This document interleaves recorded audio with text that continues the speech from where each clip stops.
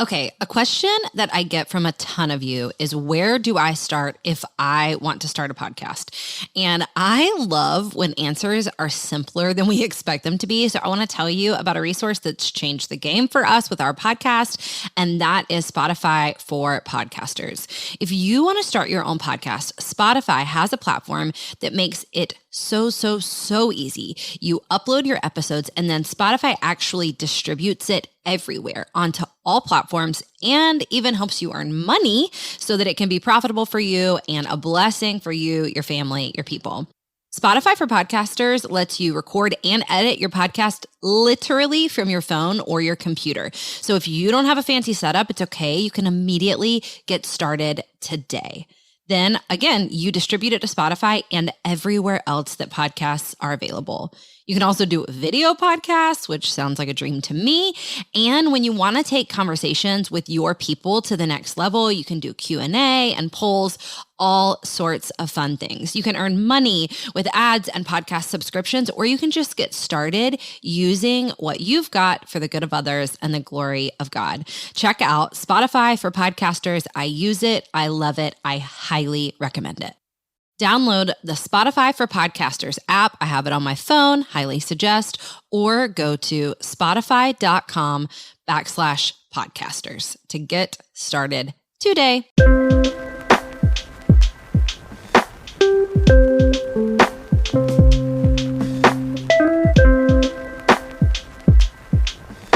Hello, friends. Welcome to the Go and Tell Gals podcast with Jess Connolly and Kanisha Bikes. Today, we're talking to one of our friends, a woman who runs on mission. We are praying this conversation leaves you fired up and ready to go right where you're at. We're super thankful for you. Let's go. Y'all, I'm here today with my friend Mary, and not only are we back from a little tiny podcast break, we just took a deep breath and shook the summer off, and we're welcoming fall in, but we're here with one of our favorite friends to talk to about life and mission and writing and work.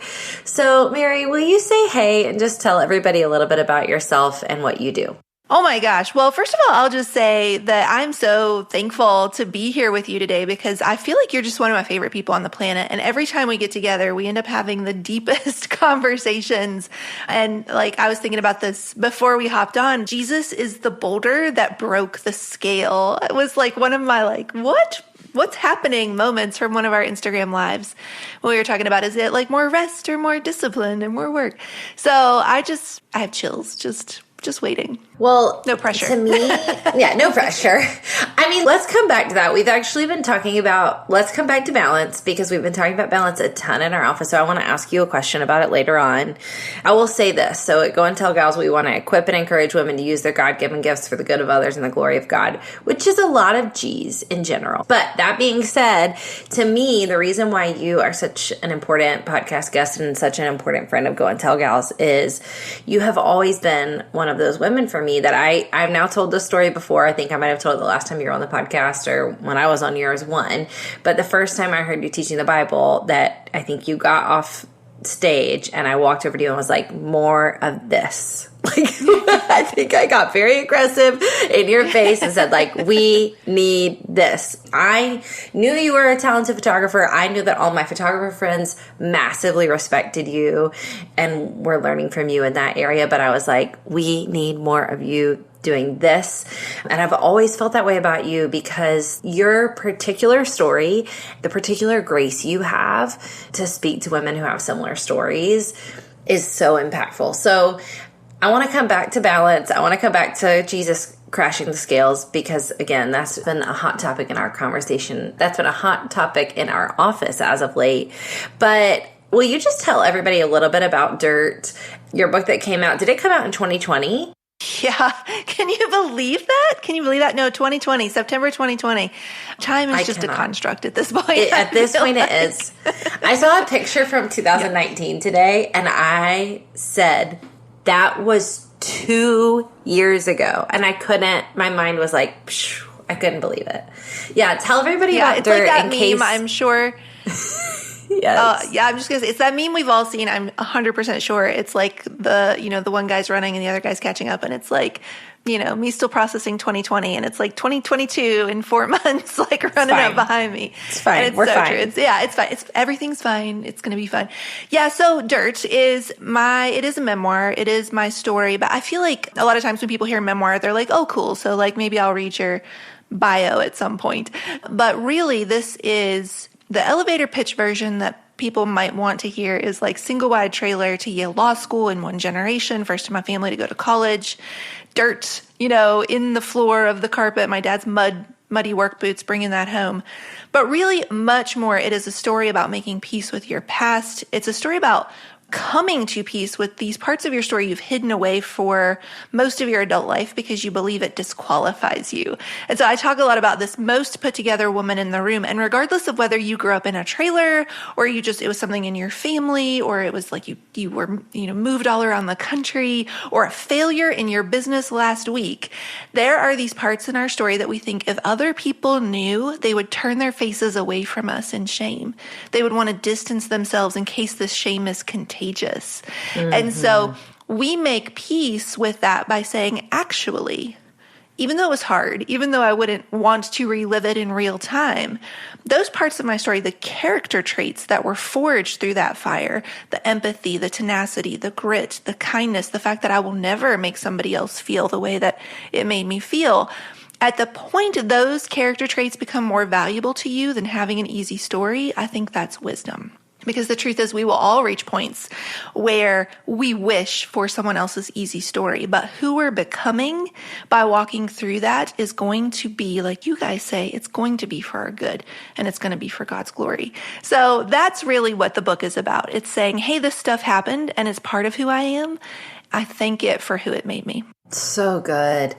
So it's interesting. Okay, I was listening to a podcast episode this week that was about origin stories, and it was about even the potential unhealth in really sanitized origin stories, and it has made me all up in my head, I'm just going to be honest, about origin stories that I tell very often. And I think even in light of Dirt, this was one thing I really took from reading the book, and that it's really sat with me a little bit, is that I even have origin stories in regards to my business or my mission, etc., that I'm very comfortable telling, that everyone has heard at this point, but that sometimes I realize that they've become so sanitized that we're missing a little bit of the dirt from it, a little bit of the grit from it, and I even need to shake my head. So I was thinking about this one. I wanted to tell you that is really interesting. If you're new to the podcast and you haven't heard this before, I've probably shared it once or twice. Everyone in my church has heard this story over and over again. And it's that when Nick told me that he felt called to plant Bright City, he felt called to plant our church, it was 2008, and it was the middle of a snowstorm in Seattle, and he came home one day and said, God's asked me to plant this church. Will you go with me? Will you do this with me? And I said, no. And then I stopped speaking to him for 5 days. And it's a funny thing that we tell. I stopped speaking to him for 5 days. I would only email him to say, dinner's ready, or please wake up the kids. And that actually happened. I mean, that actually happened. And it's funny, but that's also really messed up. You know what I'm saying? I've been sitting with it all week, thinking about these parts of our stories that become even the darker parts that become kind of sanitized. And somebody referenced it the other day, and I said, hey, you just referenced that part of my story. Can I just help you? Can we just get close for a second? And can I just say, Amble, I was being a really bad wife. That's a really messed up thing to do. Number two, I was actually being disobedient to God. I was actually resisting his call, So all that being said, that's what Dirt made me constantly think about, is not just the tidier stories, not just the ones that we tell in pretty versions, because you're right. I think even sometimes now culturally, it's more appropriate to tell really scary, heavy, awful stories than it is to just tell the medium, kind of hard and gross ones. But God's in those too. Yeah. Yeah. You know what I think is interesting? Well, there's a couple things I think are interesting. One is when we are being asked to go do things, these acts of obedience that take really big leaps of faith, where the staircase, forget like you can't see the staircase, forget the first step. Like you don't even know what floor of the house you are on. I don't actually think it's an uncommon response to want to go silent, right? I was talking to a friend of mine the other day, and we were talking about she really just wants to post this new kind of thing on Instagram. She's in one kind of business, and she's really gotten an interest in another kind of creative outlet. And she's like, all of these things, like, I need to get my website going before I can post that. It's going to look really random. I have to warm up my audience. I have to figure out what hashtags I want to use. And I said, can I just stop you for a minute? I said, every time we are presented with the next ledge we are being asked to leap from, we as humans have a tendency to go, where are my orange safety cones? Like, where are my orange safety cones that I can put up and position between this ledge and myself so that there's distance, so that I don't risk falling on my face when I'm being asked to take a leap and see if I can fly. And so I don't think that God is surprised by silence. I don't think that God is surprised by us saying, I gotta go think of all the reasons I can't do this before I do the thing you're asking me to. And we see that throughout the Bible, and you know that. Yeah. But I 100% feel you on this. Like, it becomes part of our script. So I'm actually writing an Instagram post right now, and I just quit on it because I didn't know where to go with it. Maybe I'll figure it out here. We'll see. But I was talking about when I graduated Yale Law School, I had 2 law firm offers in London and New York for $140,000 to start, plus bonuses, plus benefits. And I was Justin and I are standing on the horizon of the rest of our lives, and 2 paths diverged out in front of us. The safe, secure bets of law firms or wedding photography, right? And we chose unordinary. And I've got the cadence, and this is how I would speak it from the stage. And the Instagram caption is like me going, but like, whoa. Like, that's the script. Let's sit for a minute in like the people who looked at that and delighted that it looked like failure and made it very clear to me that they thought it looked like failure. Let's talk about how hard and muddy that leap actually was. The people who said, oh, guess you couldn't cut it. Oh, guess you weren't as smart as you thought you were. Like, oh, the golden girl falls hard when she falls from grace. Like, to be like, small town to Yale Law School and then not take the job. Yeah. There were people who enjoyed what looked like failure to them and didn't get it, didn't see the vision. And that's hard. And it was it got sanitized out of that story, just how hard it is to do stuff people don't understand yet. And you know what else gets sanitized out of that story is your humility to say, I don't care. I don't care that you think I'm failing. I'm doing what I'm supposed to do. I mean, you're so right. I could talk about this for hours. I happened to listen to that podcast yesterday morning, and then we went to a new family's house for dinner, a family who's new to our church. Families new to our church invited us over for dinner, and they were asking us about the story of the church. And all of a sudden I was like, what? I don't know. So let me tell you the whole thing. At one point, Nick was like, you are going to have to synthesize this a little bit. You're talking for 90 minutes to tell them like a really simple thing. I was like, okay. Yeah, I love that. That's really interesting. I wonder how often we just miss out on hearing really beautiful parts of what God's doing in other people's lives because it's just a little messy, I also think, and I could be totally wrong, I know it's true for me, but I also think that sometimes we give that sanitized, cue the music, we chose the road less traveled, and now we're standing on stage talking to you, it all worked out.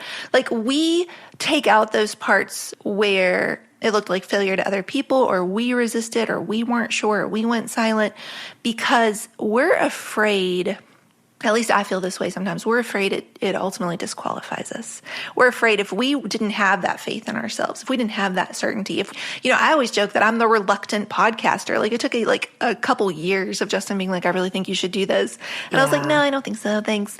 And like, I tell that almost like a confession, like, oh man, like, I wonder if like all of this cool stuff that's happening, if like maybe there's part of me that doesn't deserve all that God's doing with it because I wasn't cooperative from the beginning. Yeah. There's something really like, I just feel like as humans, me especially, like I was raised, if you didn't work for it, you don't deserve it. So Grace and me have a real problem sometimes. And I feel like anything I can look to say that takes away from the outcome, or that disqualifies me, or that's like an asterisk in my story. Like, when they find out like Lance Armstrong or whatever. Like, he was really doing great things. And then we put an asterisk beside it. Like, I feel like I put those on my own story all the time. Okay. This conversation is the most interesting one I've had in weeks. I want to keep pressing in. I want to tell you what's interesting in you saying that. You feel tempted to take out the things that are disqualifying. Here's what I do. I feel very tempted to take out the high highs and low lows that I can't explain. It has less to do. In fact, I think I'm a lot more comfortable. I know this to be true. I'm a lot more comfortable sharing my failure than I am my wins. Mm-hmm. Because I don't have an equation to hand people about the wins. It feels like it's just grace, or it's just blessing, or some of it's just privilege, or it's just God. And so if I can't say, here's how you could get that, then I don't want to talk about it. A small example would be, for me, I struggled with postpartum depression 2011, and I did the things. I went to a medical doctor. I went to a licensed therapist. I went on medication. I drank more water. I began exercising more aggressively. I took vitamin D. I did all of the things, but something really inexplicable happened in that one day. I woke up and it was gone. And I can't explain it. I know that I can't prescribe that for other people. I can't say, this is what's going to happen. I know that all of those things helped a lot for me, and I would suggest any of them. But also, one day I woke up, and the way I would describe it to my friends, my therapist, my counselor, my pastor at the time is I would say, I woke up and could not find despair. It was not there. I was like, it's gone. It was almost more jarring that it was gone. And so it's a part of my story that I feel a little less comfortable telling because I can't explain it.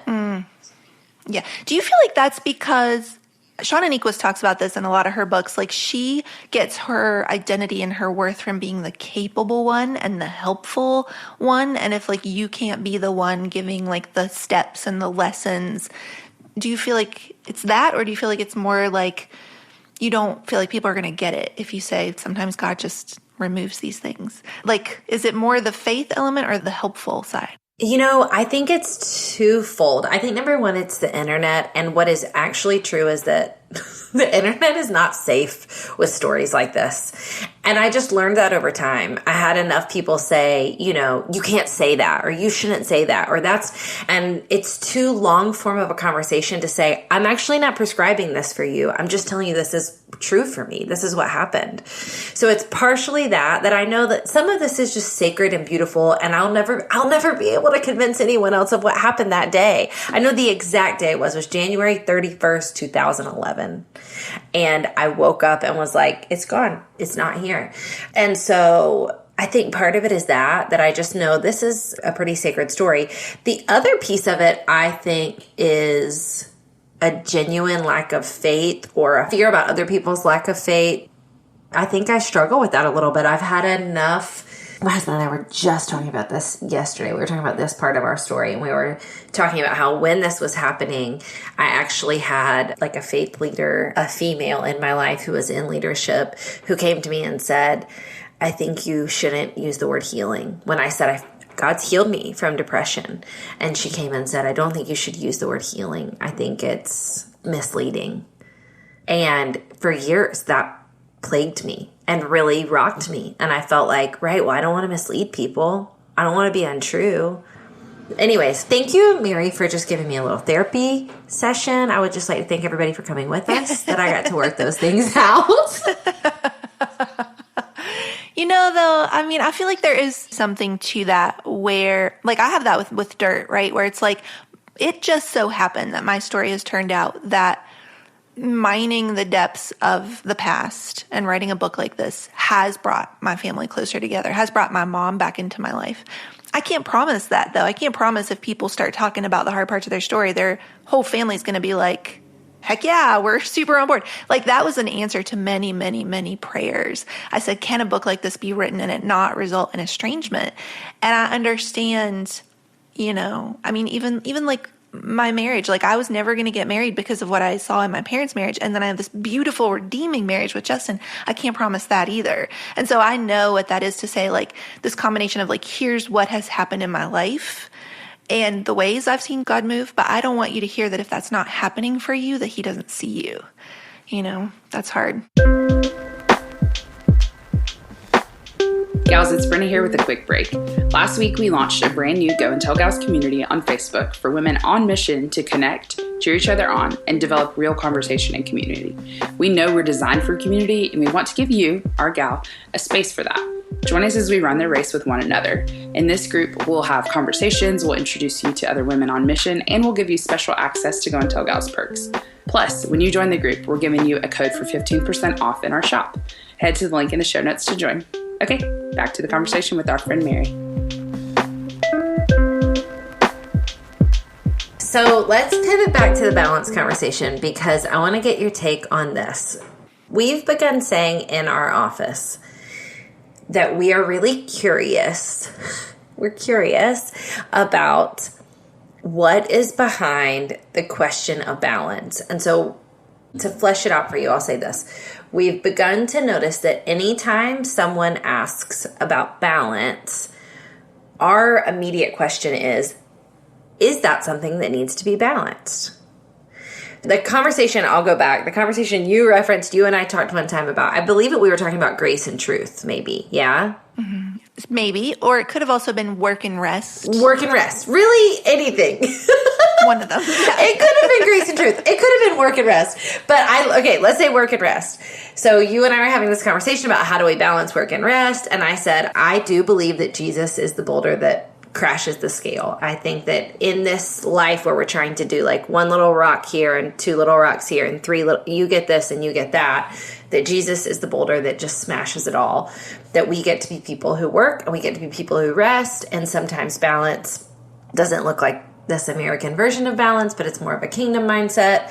But so I'm curious, how do you respond to that idea about balance? Are there things that you currently are struggling to balance? And how does that idea immediately sit with you? Yeah. Oh my gosh. Ooh, I have like 4 different trains of thought that just left the station. So I'm going to try to corral them all in. One of them is that I think a lot of times when people say, I am struggling with balance, what they are saying is, this is my guess, I could be wrong. A lot of times what they're saying is they feel like they are failing in several areas of their life in order to have one area grow or have one area be really successful, or just like they feel like they have to operate at that kind of division of time just to keep everything from falling apart. So we know a lot of wedding photographer friends, like you mentioned, who are taking all of 2020's weddings and all of 2021's weddings this year. And I bet a lot of them are feeling like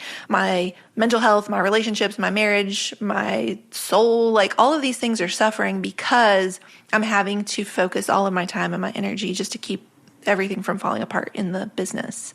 So I think that's a lot of it. It's feeling like, wow, I made a lot of money, but I, died at 40 because I didn't ever take care of myself. Like this broader definition of success that says, if the people that you live under a roof with don't like you very much, even if the internet does, you probably aren't winning, right? So it's like, it's that feeling, it's that struggle of like, how do I give enough time to all of them when it feels like if I even try to do that, I'm still coming up short and I'm really exhausted. I feel like there is this tension of, you can hear a scripture like, I can do all things through Christ who strengthens me, or the always more scripture.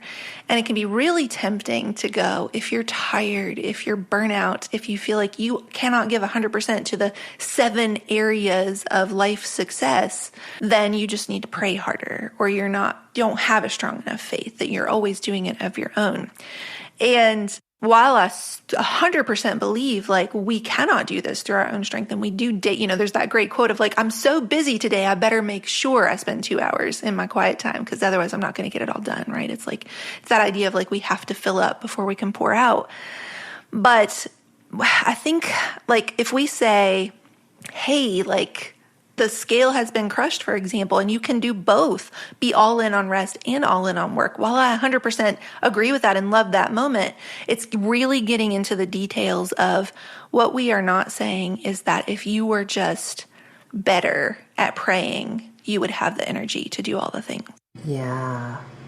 Which to me then comes full circle back to dirt to say, what if we break this illusion that everybody else is thriving?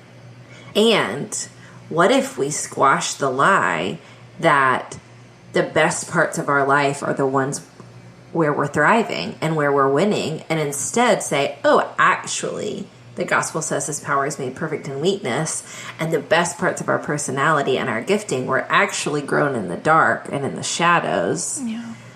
And yeah, I think you're really hitting on something. And I love deep conversations like this where I feel like we're just like falling in a continual hole, and then all of a sudden you're like, we're out again. We're out of the hole. Yeah. We're in the light again. I see it. That's how it feels to me. But yeah, I'm really interested in this idea of almost to the point where I'm annoying everyone in our office. Maybe not, I hope, I pray not. But whenever anyone, because we get this question a lot, because we're women who want to help other women on mission. So every question feels like it relates to balance. How do I balance being personal on social media and not being too salesy? And I'm like, why do you need to balance it? And then someone says, how do I balance motherhood and mission? And I'm like, why do you need to balance it? Over and over and over again. You know, how do I balance rest and work? How do I balance everything? And I think the question behind the question for me is also, what expectation are we living up to? Yeah. I think where this gets super interesting is when, you know, there are expectations. There are always expectations of just, we think this is what the world wants from us. But then it's like we get a layer deeper and we go, oh, wow, like with my job, with your job, with people who are listening, social media kind of is part of our job. Whoops. Like, now I really do need to like make sure I'm at least trying on there, because I have people who have fiscally invested in me to grow an audience, you know? And then just don't even get me started on this full-time job that like social media has become, with its like recommendations of 7 reels and 4 lives and create content and always be posting. And, you know, now you and I are living this balance of, we are called to teach women how to embrace the weakness in their story, how to embrace the mud in their story, how to stop trying to achieve for your worth. But in order to get that message out and in order to fulfill our jobs, we like keep getting sucked into the vortex. You know, it's this tension of like reaching your audience and then giving them the message that they really need. And that's hard. Yeah, you're not wrong. Okay, this is a question that you can say pass on, and we'll edit the whole thing out. So if you hear it, you'll know Mary said yes. Is there a part of your story right now? Is there a part of your work right now that feels dirty, that feels messy, but God is meeting you in it, that you'd be willing to share? And I'll think about the same, because I wouldn't ask you to say something that I wouldn't say. Yes, I'm 100% down to answer that question. And I think there are probably a few answers, but the one that's jumping out at me the most right now is I went from like this really interesting season, for lack of a better word, of launching Dirt, where it was like my normal through those like 6 months was like, let's fly to California to the Universal Studios set, because that's normal, or let's hop on and do, you know, podcasts and Instagram lives with people I've looked up to for years, or, you know, just like very public, very out there, very like things are happening really, really quickly. And then almost like whiplash when it was time to start writing my second book, going back into like, because I think of like the marketing as the wide part and the writing as the deep part. When I went back into writing that second book, it coincided with a lot of things happening where it was just like the water faucet got turned off, right? Where it was like, suddenly I'm just going to be hanging out with me and my dogs and my husband. And like, it was like super, super public and then right into obscurity almost. Yeah. Or like super, super busy, super full calendar into like just hours on end with you and a laptop. And as somebody who's wired to find a lot of worth in achievements, that felt like a stripping down season or like a pruning season. And I found myself being like, whoa, did I handle something wrong with that, God? Did I not handle that with the grace you had hoped? Was I not a good steward of it? Is it not all actually going to work out? I thought like I've wanted to be an author my whole life, and then we're here and now it's like quiet again. And I think like that's so human, right? To go, seasons have changed. I literally write by a big window here, and I watch this tree go from fully green to colors to nothing to buds, and that's fine. That's fine, tree. It's fine to let things go. That's part of what you're supposed to do. It's fine. But for me, I'm like, what's happening? That feels like failure. Quiet feels like failure. There's a muddy part of my story right now. Wow. Okay. Because today's the day of I love these both sides of the coin answers, I'll tell you my exact answer that I was trying to capture it as I asked you, because I was like, I should be real and say my thing too. Mine is the exact opposite. So for years, when women have said, anyone in my life has said, like, I know you're so busy, or I know you can't hang out, you're busy, I have been the quickest one. I've said it on the podcast before to say, I'm not busy. My life is full. It is not hectic. I just work a job, and I have 4 kids, and these things can be normalized, and it is okay. I've made a really big deal in saying I'm not busy. I'm not busy because busy and hectic would not be peace-filled, and busy and hectic would not be spirit-led, and busy and hectic would, in my mind, not be spacious and generous. So I've been telling this narrative for years of like, I'm not busy, I'm full. And what has happened in this season is I can no longer deny that I am very busy. And that feels like sawdust in my mouth. And it's a really busy season, and it is going to be a very busy season. Interestingly, if anyone's wondering, it's not work. It's not secret fun projects I've got going on. But all 4 of my children have made the transition to go to 4 different schools for the first time in our whole life. And our carpool situation, which Brenna, our producer, has heard me talk about now more than should be normal. Our carpool situation is now that with which someone in our family is in the car for 4 hours a day on a good day. So it's 2 hours in the morning and it's 2 hours in the afternoon. And that's the only way it gets done. It's the only way it can happen. We tried to strategize ourselves out of it, and it's for the good of our kids. Everybody's where they're supposed to be. Everybody's stepping into God's call in their life, and it is so busy. It means I have to wake up earlier to get work done. It means I have to stay up a little bit later to even be a human and wash my body. And all of a sudden, I'm like, busy means I'm not thriving. Busy means I'm not spirit-led. Busy means, all these other things. Busy means I'm not at peace. Busy means I'm not obedient.